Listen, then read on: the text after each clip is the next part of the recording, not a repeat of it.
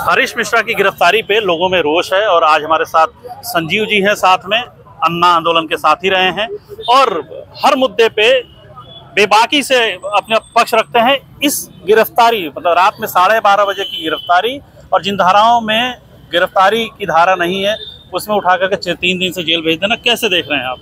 देखिए आरिफ भाई, पहली बात कि लोकतंत्र लोकलाज से चलता है। जो वर्तमान सत्ता, इसके पास कोई लोकलाज नाम की चीज नहीं रह गई है।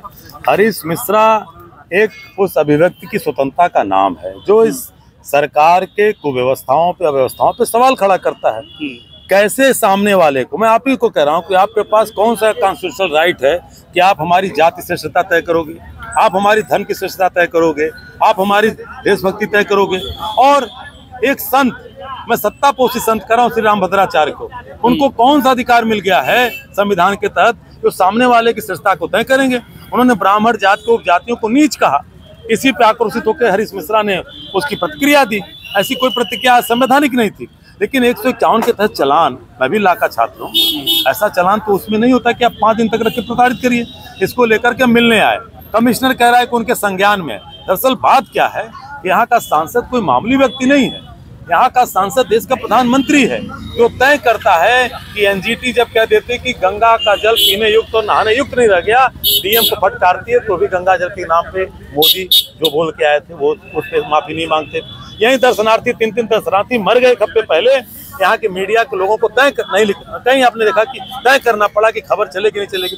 इसलिए हरीश मिश्रा या ऐसे जितने साथी हैं, जब भी इस व्यवस्था के खिलाफ इनकी आवाज उठाते हैं तो उनको ऐसे मुकदमे लिखे जाते हैं। और ये सबसे बड़ा मजबूत सवाल आपके सामने भी है पत्रकार साथियों पे कि इस देश के कार्यपालिका, न्यायपालिका, व्यवस्थापिका के बाद चौथे स्तंभ आप हैं।